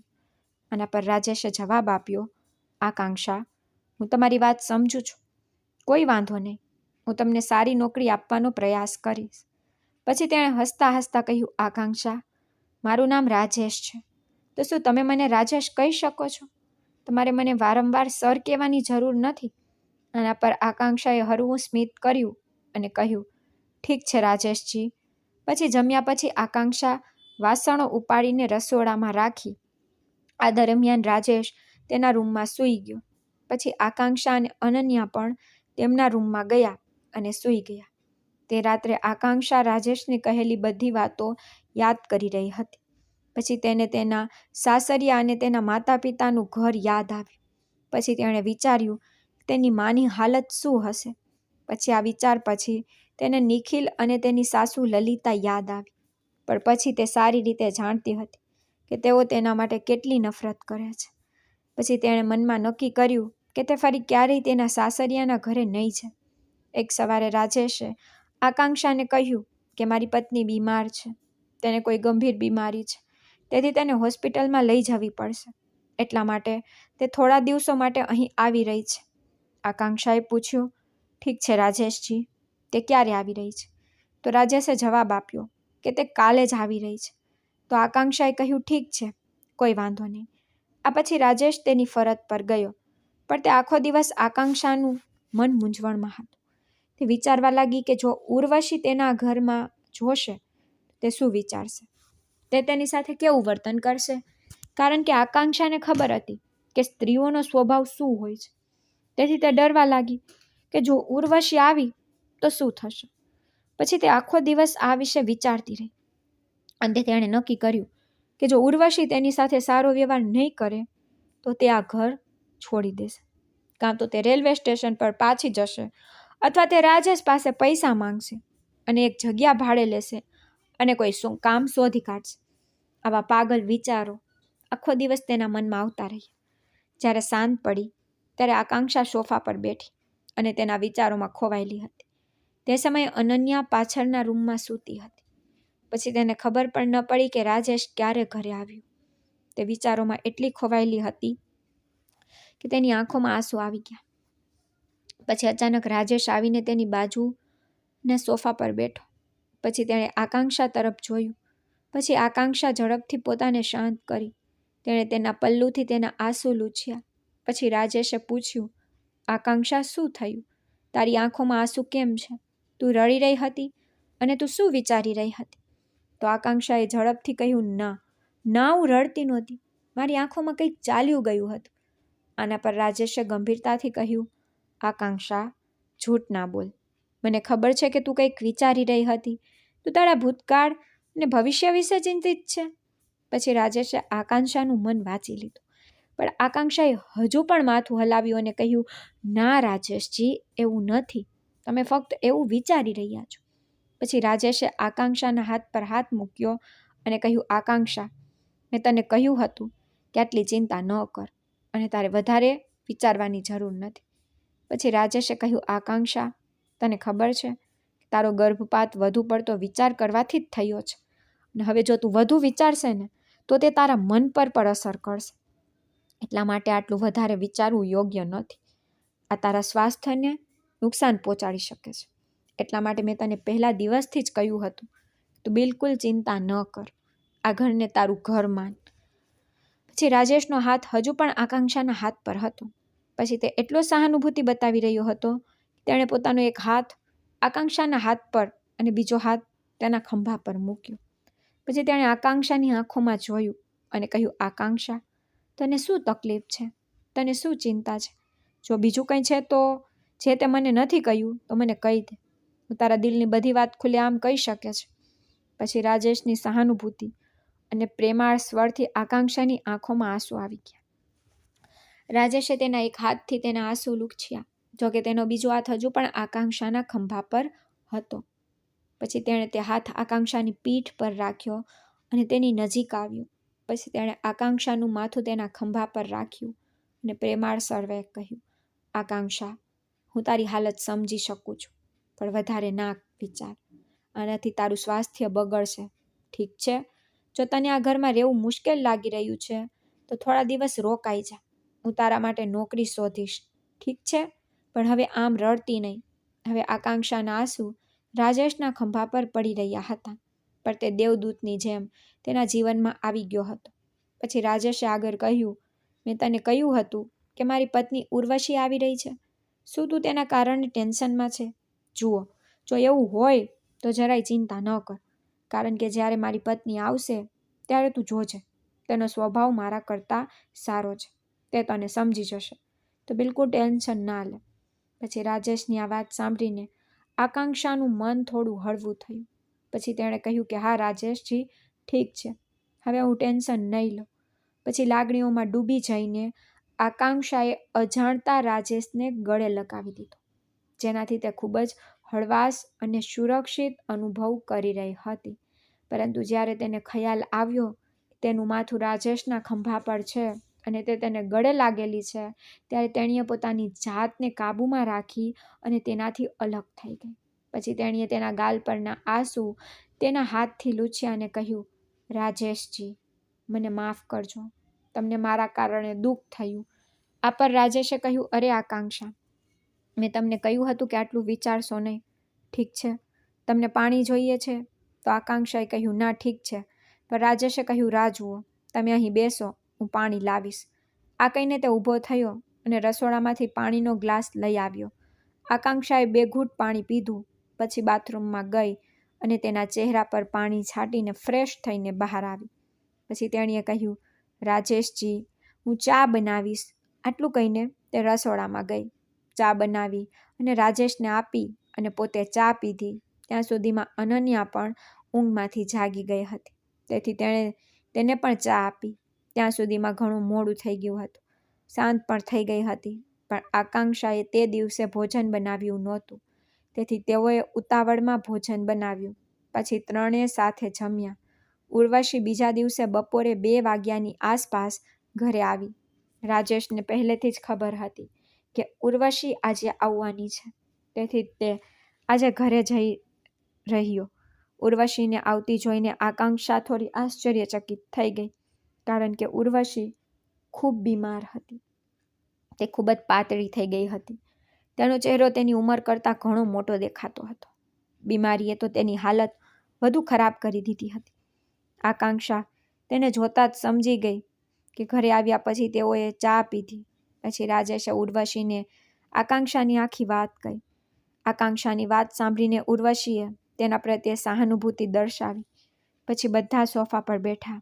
પછી રાજેશે ઉર્વશીને કહ્યું, જુઓ, તમારા આગમનની વાત સાંભળીને આકાંક્ષા ખૂબ જ પરેશાન થઈ ગઈ. તારા આગમન પછી શું થશે તેનો ડર હતો. આ સાંભળીને ઉર્વશીએ આકાંક્ષાને કહ્યું, આકાંક્ષાજી, તમે બિલકુલ ટેન્શન ન લો.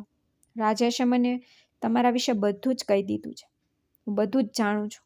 તો તમારે કોઈ પણ સંકોચ વગર આ ઘરમાં રહેવું જોઈએ, કારણ કે હું તમારી પીડા સમજી શકું છું. ત્યારે ઉર્વશી ખુલ્લેઆમ વાત કરી રહી હતી. ભલે તે પોતે તેના જીવનમાં નાખુશ હતી, છતાં તે આકાંક્ષાનું દુઃખ સમજી શકતી હતી. આકાંક્ષાને જોઈને ખૂબ સારું લાગ્યું. આ પછી રાજેશ અને ઉર્વશીએ સાથે રાત્રિ ભોજન કર્યું. પછી તેઓએ આકાંક્ષાને તેમની સાથે રાત્રિ ભોજન માટે આમંત્રણ આપ્યું.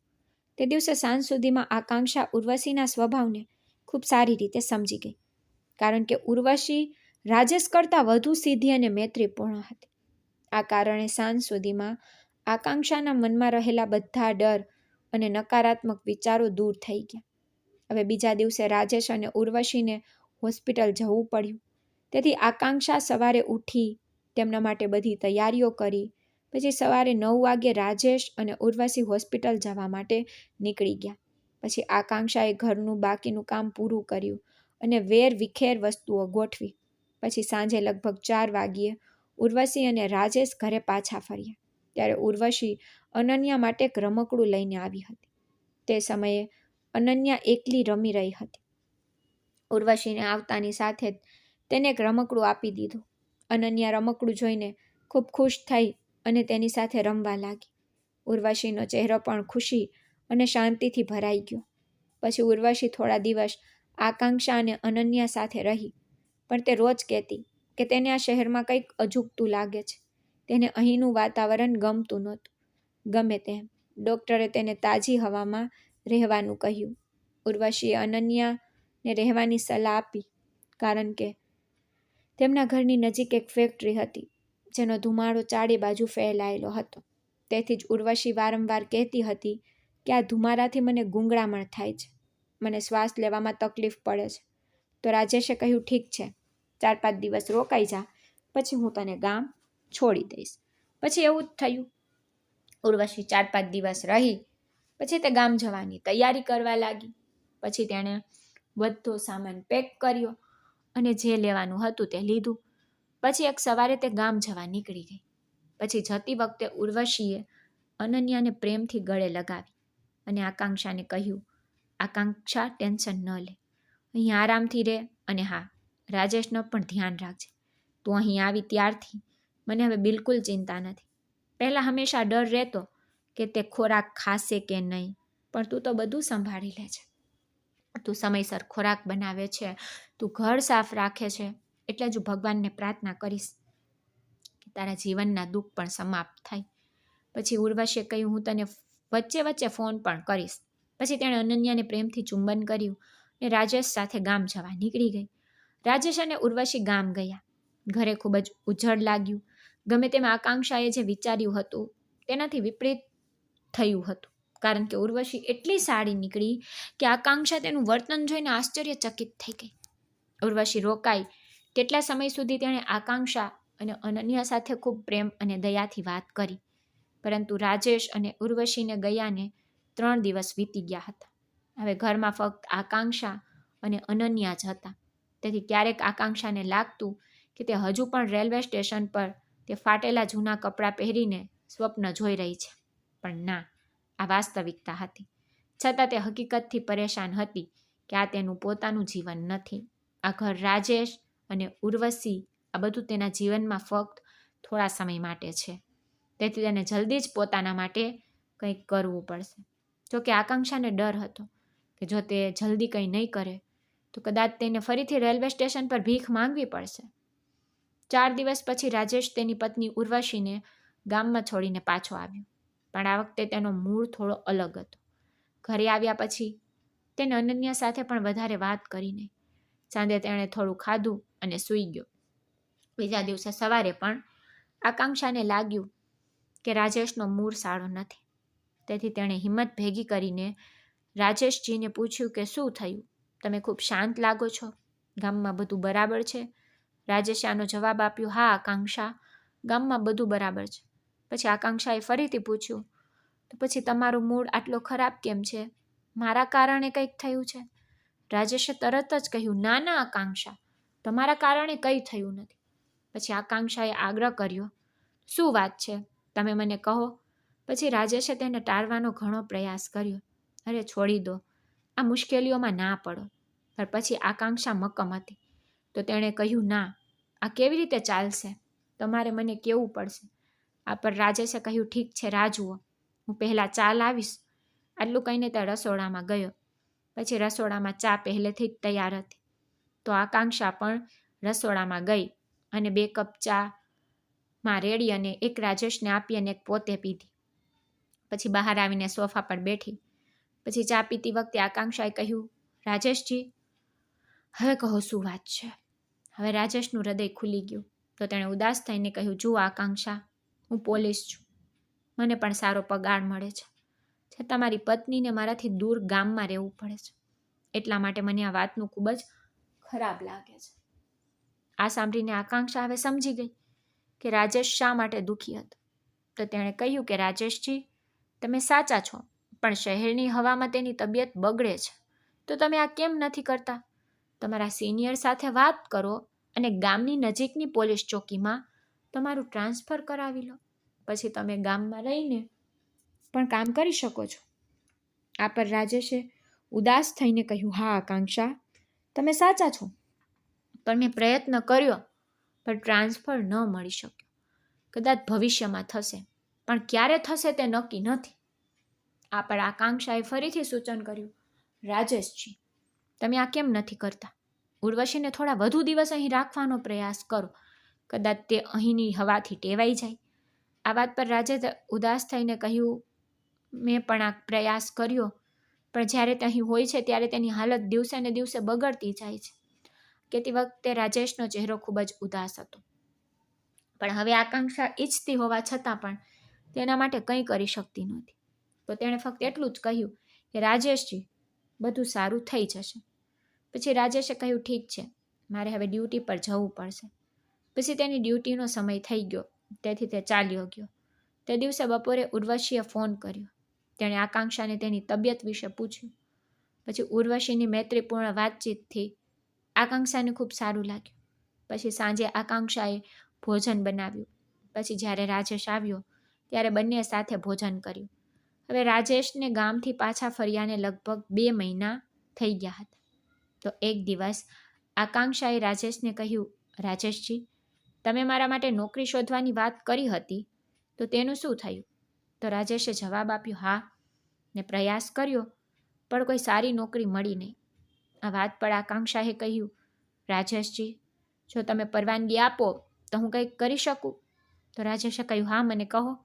પછી આકાંક્ષાએ કહ્યું, તમારા ઘરથી 4-5 ઘર દૂર એક બજાર છે. ત્યાં ભાડે એક નાની દુકાન ઉપલબ્ધ છે. મેં જોયું કે તે ખૂબ જ સરસ છે. જો તમે સંમત થાવ તો હું ત્યાં એક નાની બ્યુટી શોપ ખોલવા માંગુ છું. શરૂઆતમાં હું ઓછી વસ્તુઓ રાખીશ, ગમે તે હોય. હું આખો દિવસ ઘરમાં જ રહું છું. મને એકલા કંટાળો આવે છે. અને તમે અને ઉર્વશીજી ઘણા મહિનાઓથી મારી અને અનન્યાની સંભાળ રાખી રહ્યા છો.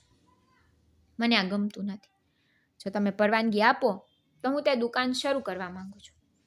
પછી રાજેશે આકાંક્ષાની વાત સાંભળીને કહ્યું, શું વાત છે આકાંક્ષા? આ તો તમારો ખૂબ જ સારો વિચાર છે. હું તમને સંપૂર્ણ સમર્થન આપું છું, પણ તમે આ બધું કેવી રીતે શરૂ કરશો? શું તમે કંઈ વિચાર્યું છે? તો આકાંક્ષાએ જવાબ આપ્યો, હા રાજેશજી, મેં શોધી કાઢ્યું છે કે શહેરમાં બ્યુટી પ્રોડક્ટ્સ ક્યાંથી સસ્તા ભાવે જથ્થાબંધ મળે છે. હું શરૂઆતમાં ત્યાંથી 78,000 રૂપિયાનો સામાન ખરીદીશ અને મારે દુકાન માટે અલગથી થોડી એડવાન્સ જમા કરાવવી પડશે. પછી મારે દર મહિને ભાડું ચૂકવવું પડશે. આના પર રાજેશે પૂછ્યું, શું તમે દુકાન માલિક સાથે વાત કરી? આકાંક્ષાએ કહ્યું, ના, મેં પહેલાં તમારો અભિપ્રાય લેવાનું વધુ સારું માન્યું. પહેલાં હું તમારી સંમતિ લઈશ અને પછી હું આગળ વધીશ. આના પર રાજેશે ખુશીથી કહ્યું, ઓહ, તમે ખૂબ સારું વિચાર્યું. જાઓ અને તે દુકાન માલિક સાથે વાત કરો. હું સંપૂર્ણપણે તૈયાર છું. તમારો આ વિચાર ખૂબ જ શાનદાર છે આકાંક્ષા. પછી તે જ દિવસે આકાંક્ષાએ દુકાન વિશે સંપૂર્ણ માહિતી એકત્રિત કરી. પછી સાંજે જ્યારે રાજેશ ઘરે આવ્યો ત્યારે તેણે તેને કહ્યું કે તેણે દુકાન માટે 15,000 એડવાન્સ અને દર મહિને 4,000 ભાડું ચૂકવવું પડશે. આ સાંભળીને રાજેશે કહ્યું, વાહ, આ ખૂબ સારું છે. તો તમે સામાન ક્યારે લાવશો અને દુકાન ક્યારે લેશો?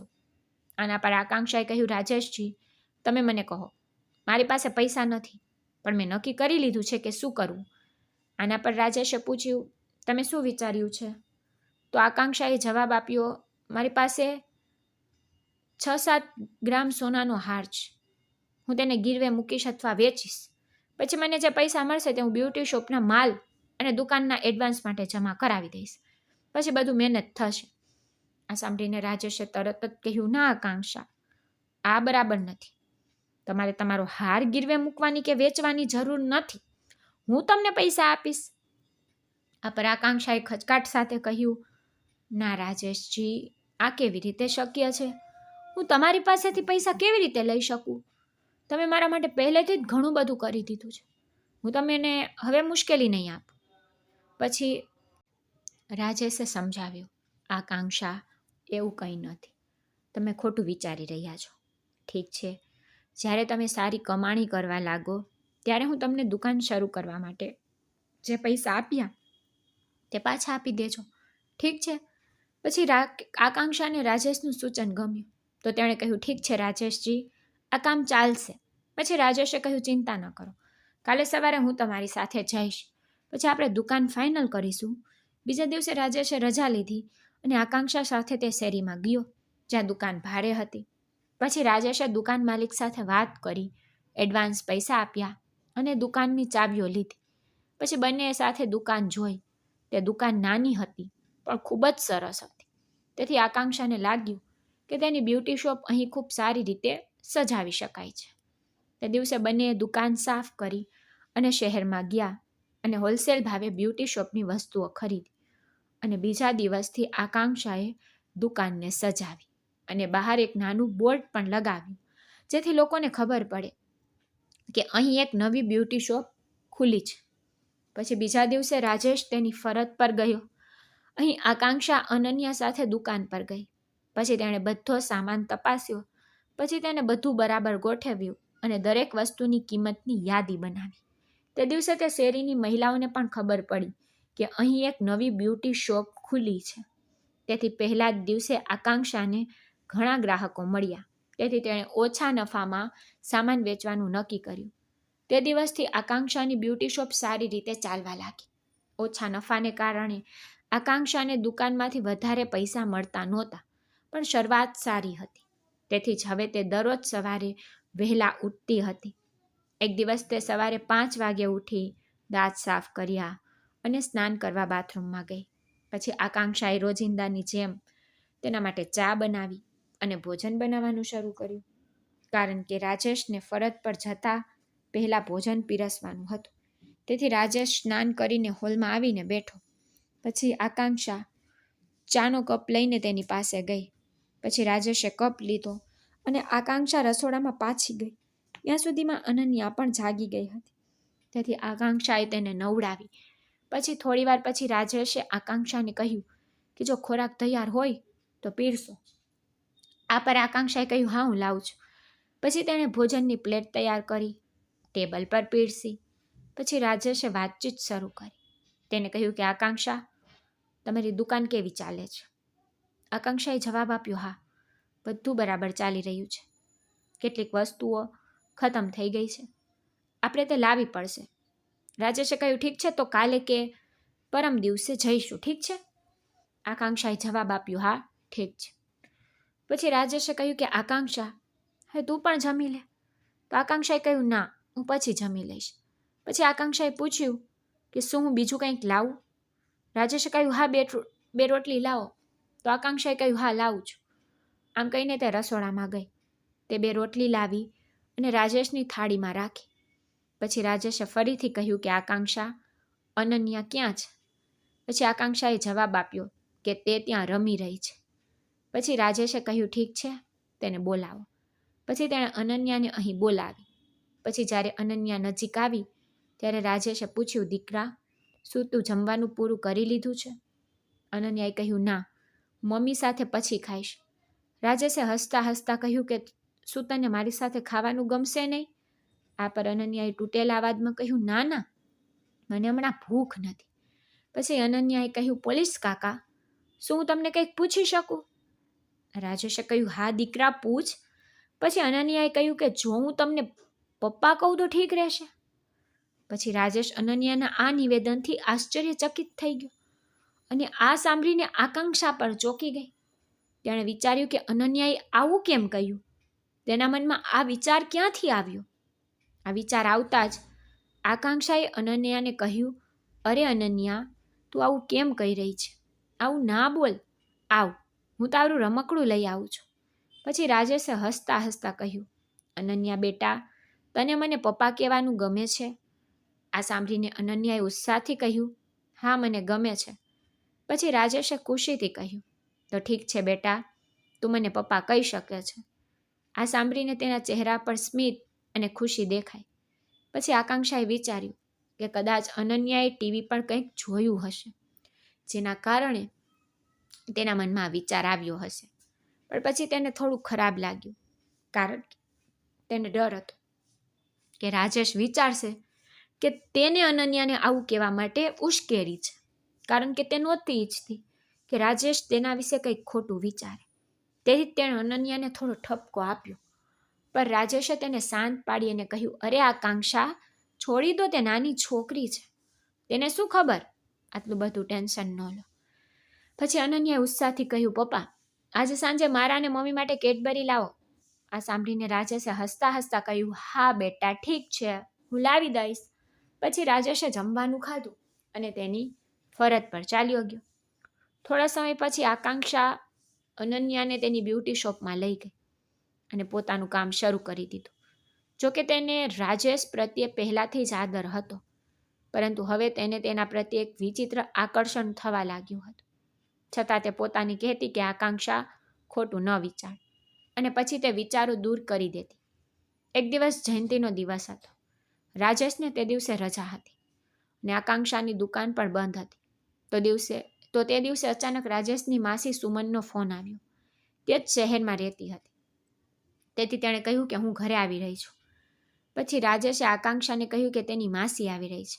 તેથી આકાંક્ષાએ ઘર સાફ કર્યું. પછી બપોરે રાજેશની માસી સુમન ઘરે પહોંચી. તે પણ પહેલેથી જ આકાંક્ષા વિશે બધું જાણતી હતી. સુમનનો સ્વભાવ પણ ખૂબ સારો હતો. આકાંક્ષા તેની વાતો અને તેની સાથે થોડા સમય વિતાવ્યા આ સમજી ગઈ.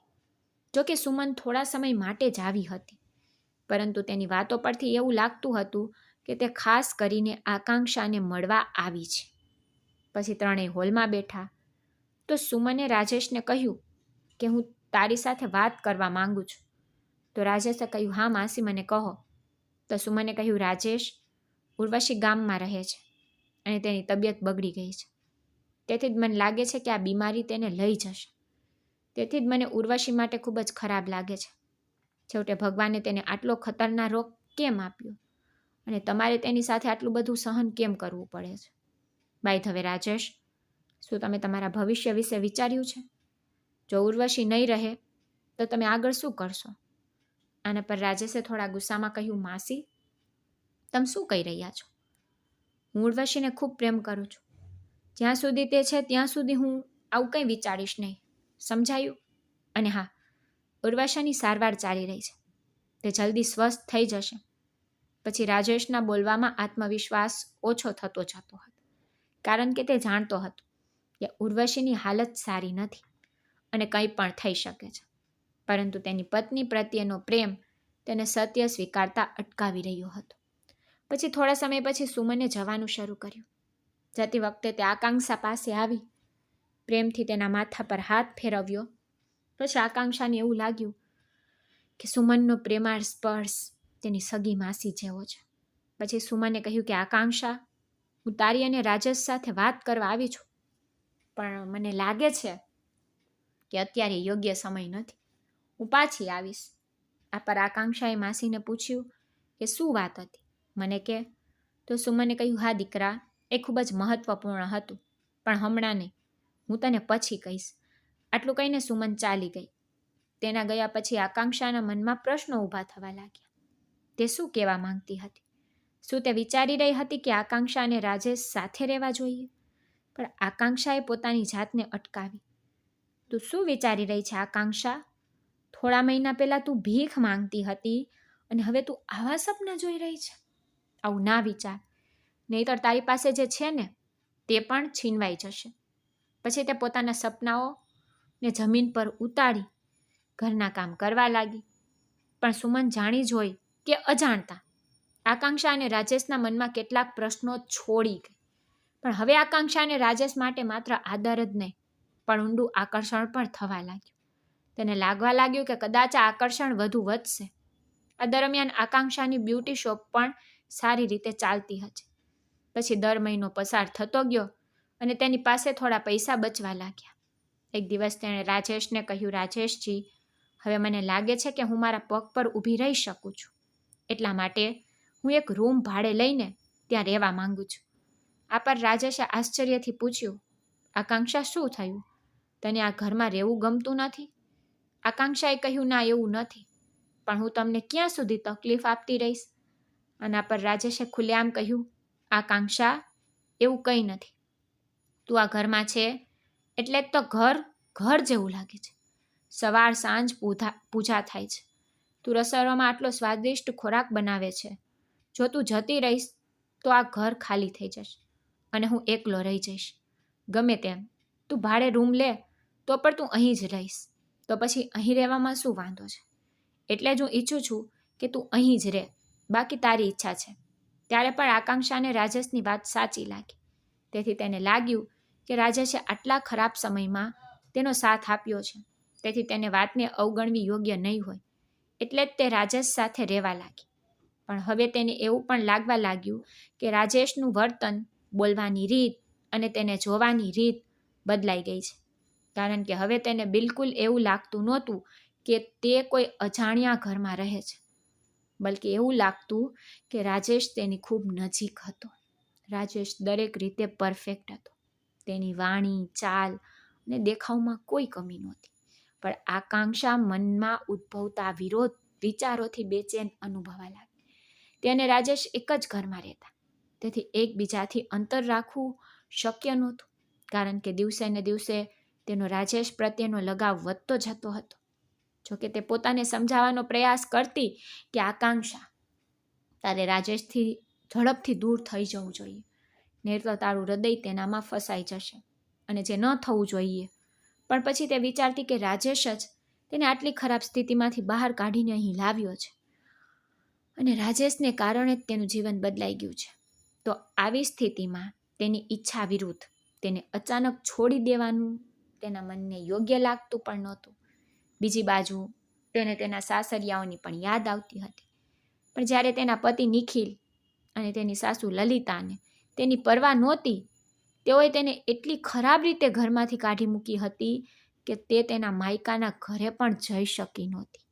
જોકે તે એકવાર તેના માતા પિતાને મળવા માંગતી હતી, પણ તેને બ્યુટી શોપ છોડવાનું યોગ્ય ન લાગ્યું, કારણ કે તેનો ધંધો દિવસે ને દિવસે વધી રહ્યો હતો. કારણ કે આકાંક્ષાની દુકાનમાં ખૂબ જ સસ્તા ભાવે સારા ઉત્પાદનો મળી રહ્યા હતા અને તેથી ગ્રાહકો વારંવાર આવવા લાગ્યા. એક સાંજે આકાંક્ષાએ સ્વાદિષ્ટ ભોજન રાંધ્યું. પછી રાજેશ, આકાંક્ષા અને અનન્યા એ સાથે ખાધું. પછી આકાંક્ષાએ અનન્યાને તેના રૂમમાં સુવડાવી. પછી તેણે વાસણો ધોયા, ઘર સાફ કર્યું. પછી રાજેશ પણ તેના રૂમમાં સૂઈ ગયો.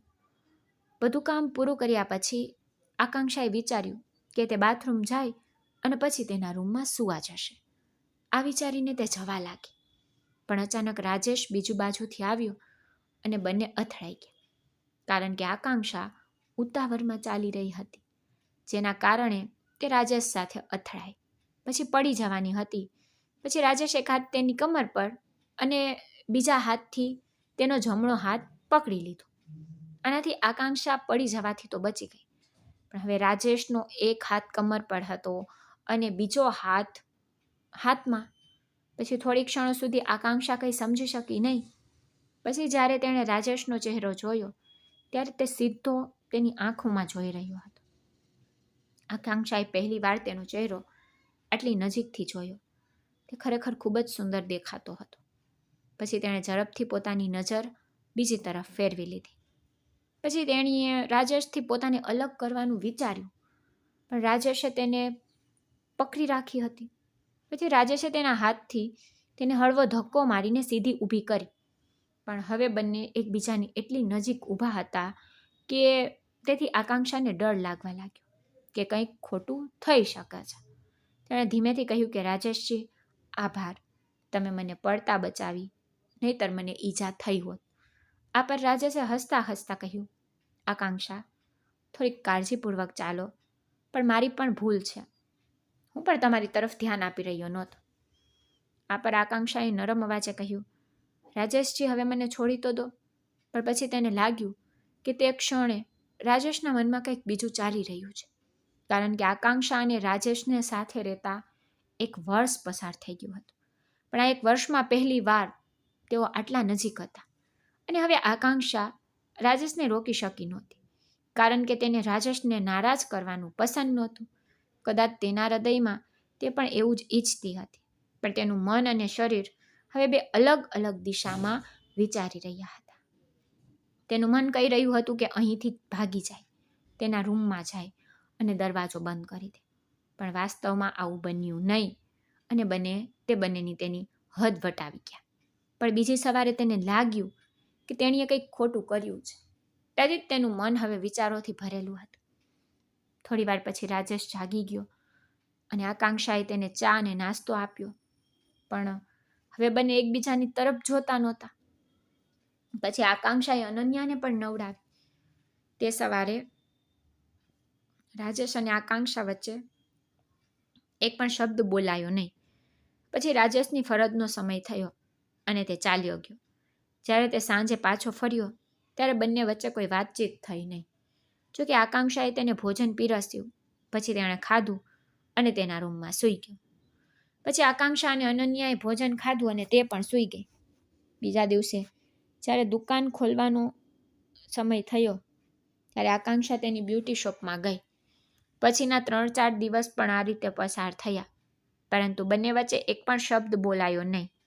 પણ એક સાંજે જ્યારે આકાંક્ષાએ રાજેશને ભોજન પીરસ્યું ત્યારે તેણે તેને પૂછ્યું, આકાંક્ષા, શું તમે ભોજન કર્યું? આકાંક્ષાએ એનો જવાબ ન આપ્યો. તેથી રાજેશે આકાંક્ષાને કહ્યું કે બેસો અને ભોજન કરો. પછી રાજેશના આગ્રહ પર આકાંક્ષા તેની સાથે ભોજન કરવા બેઠી. ભોજન કર્યા પછી રાજેશે પૂછ્યું, આકાંક્ષા, શું થયું? શું તમે મારા પર ગુસ્સે છો અને તમે મારી સાથે વાત કેમ નથી કરી રહ્યા? તમે તે રાતની ઘટના વિશે આટલું બધું વિચારી રહ્યા છો? સાચું કહું તો મને પણ હવે ખરાબ લાગી રહ્યું છે. મને લાગે છે કે મારે તમારી સાથે આવું ન કરવું જોઈતું હતું.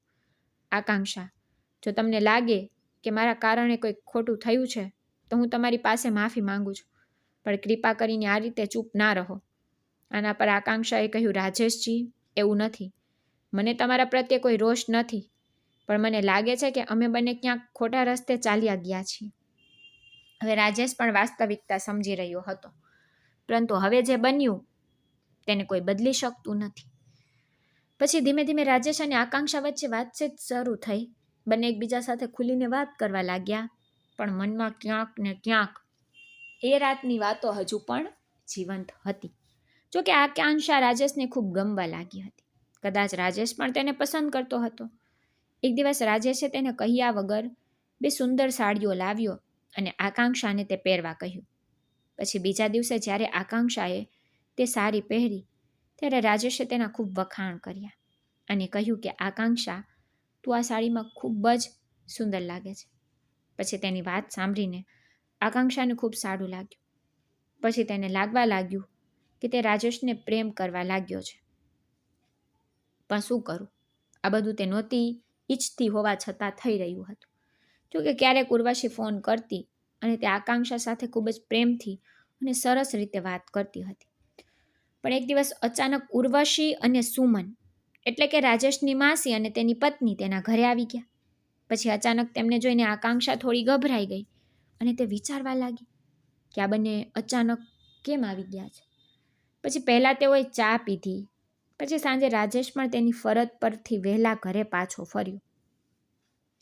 પછી બધાએ સાથે રાત્રિ ભોજન કર્યું. રાત્રે ભોજન પછી ઉર્વશી અને સુમન સોફા પર બેઠા હતા. પછી તેઓએ આકાંક્ષાને બોલાવી. પછી સુમને કહ્યું કે આકાંક્ષા, મારે તારી સાથે વાત કરવી છે. પછી આકાંક્ષાએ કહ્યું, હા માસી, કહો ને. પછી સુમને કહ્યું કે જુઓ દીકરા, ઉર્વશીની તબિયત હંમેશા ખરાબ રહે છે. હું તેની બીમારીથી ખૂબ જ દુઃખી છું.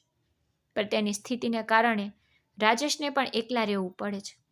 સાચું કહું તો ડૉક્ટરે ઉર્વશીને કહ્યું છે કે તે તેના પતિ સાથે રહી શકતી નથી, નહીં તો કદાચ રાજેશને આ રોગ થઈ શકે છે. તેથી જ ઉર્વશી રાજેશથી દૂર રહે છે. પછી આ કહીને સુમન અને ઉર્વશીની આંખો આંસુઓથી ભરાઈ ગઈ. પછી આકાંક્ષાને પણ ઉર્વશી માટે ખૂબ જ દુઃખ થયું. પછી તેણે વિચાર્યું કે ભગવાને ઉર્વશી સાથે આટલું ખરાબ કેમ કર્યું. પછી સુમને આગળ કહ્યું કે આકાંક્ષા, મને લાગે છે કે તમારે અને રાજેશે સાથે રહેવું જોઈએ. કદાચ ભગવાન તમને બંનેને એટલા નજીક લાવ્યા છે કારણ કે તમારી જોડી ઉપરથી બનેલી છે. તમે પણ તમારા જીવનમાં ઘણું સહન કર્યું અને હજુ અહીં પહોંચ્યા છો. અને હવે રાજેશ પણ એકલો છે, તેથી હું તેની એકલતા જોઈ શકતી નથી. બાય ધ વે, છેલ્લા 1 વર્ષથી તમને બંનેને સાથે જોઈને મને ખૂબ સારું લાગે છે. સાચું કહું તો ઉર્વશી પણ ઈચ્છે છે કે તમે બંને એક સાથે થાઓ. આ બધું સાંભળીને આકાંક્ષાએ આશ્ચર્યથી કહ્યું, આંટી, તમે શું કહી રહ્યા છો? તો સુમને કહ્યું, આકાંક્ષા, તું સમજી રહી છે, પણ છતાં હું સ્પષ્ટ કહી દઉં કે ઉર્વશી ઈચ્છે છે કે તું રાજેશ સાથે લગ્ન કર અને તમે બંને સાથે મળીને તમારા જીવનના દુઃખ ઓછા કરો. આ પર આકાંક્ષાએ કહ્યું, આંટી, આ કેવી રીતે થઈ શકે? તો સુમને કહ્યું, શક્ય છે દીકરા, આમાં કંઈ ખોટું નથી. મને લાગે છે કે ભગવાન તને બંનેને એક થવા માટે સાથે લાવ્યા છે. તો હવે તમે બંને એકબીજાની રાહ ન જુઓ અને ઝડપથી એક થઈ જાઓ. પછી સુમને રાજેશને પણ આ વાત સમજાવી, જેના કારણે આકાંક્ષાને લાગ્યું કે રાજેશ પણ ક્યાંક આ માટે તૈયાર છે. કારણ કે આ સાંભળીને તેના મનમાં ખુશીનો સંચાર થયો. પછી થોડા દિવસો પછી સુમને ઉર્વશીની ઈચ્છા મુજબ આકાંક્ષા અને રાજેશે લગ્ન કર્યા અને બંને એક થઈ ગયા. અને રાજેશે પણ અનન્યાને ખૂબ પ્રેમથી સ્વીકારી લીધી. આ પછી આકાંક્ષાની દુઃખી જીવનમાં ખુશીની એક સુંદર સફર શરૂ થઈ.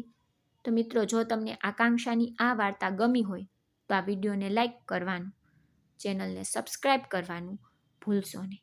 આપણે ફરી કોઈ નવી વાર્તા સાથે મળીશું. ત્યાં સુધી આવજો. ધન્યવાદ.